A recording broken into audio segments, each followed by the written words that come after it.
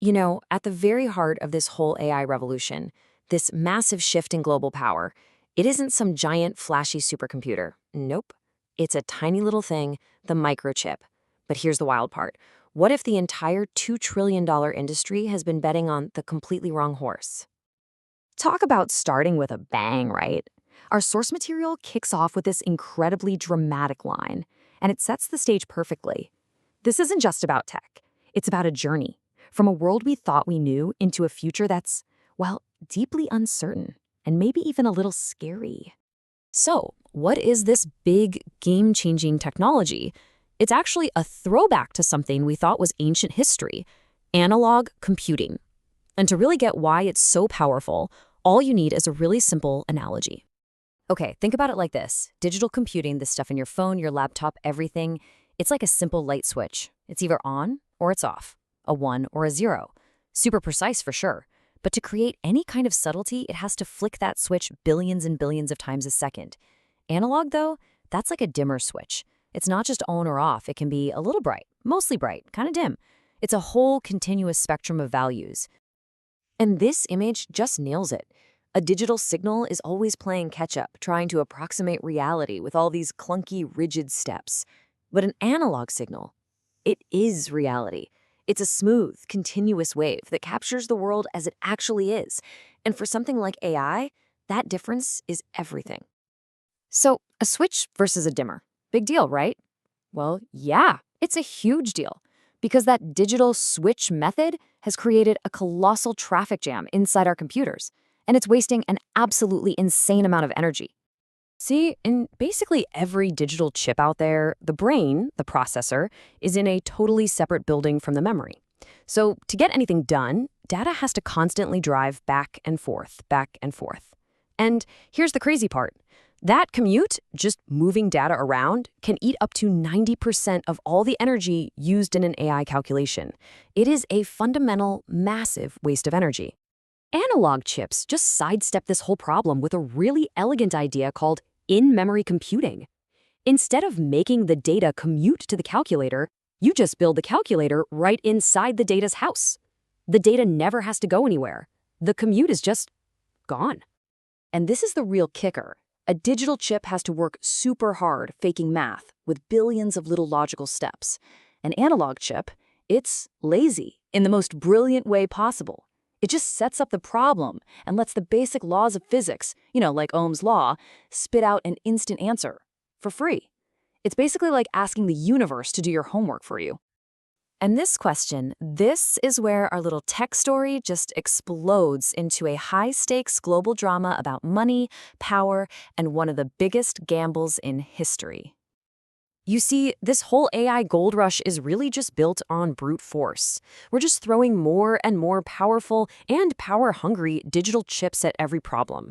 But we are speeding directly towards a hard physical limit, a literal energy wall. You can think of it like the Industrial Revolution in the late 1800s. The GPUs we have today from companies like NVIDIA, they're like the absolute pinnacle of steam engine technology. Incredibly powerful, amazingly refined, but at their core, they're fundamentally inefficient. Analog chips, they're the electric motor. They're not just a better steam engine, they are a completely new and much, much better way of doing things. So this is the energy wall. We're already seeing projections that AI data centers could soon use as much electricity as small countries. The whole model is just becoming economically impossible. I mean, it's simple math. You can't make money if your electricity bill is bigger than all your revenue. All right, let's shift gears to the geopolitical chessboard, because a clever move by the United States to slow down China's tech industry, well, it might have accidentally created the very rival it was trying to prevent. So the US strategy was pretty simple, right? Block China's access to the fancy, cutting-edge machines you need to make the best digital chips. Trap them in the steam engine era. But by closing off the main highway, the US basically forced China to find a secret back road. They knew they couldn't win on the old digital battlefield, so they poured billions into a new one: analog computing, which, and this is the crucial part, can be built using older, non-sanctioned machines. And this chart just lays it all out. The West is kind of trapped by its own success. It's not classic innovator's dilemma.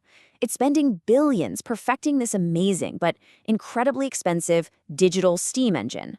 China, on the other hand, doesn't have that baggage. It's laser-focused on one thing: mass-producing the cheap, efficient electric motor, ready to flood the world with it.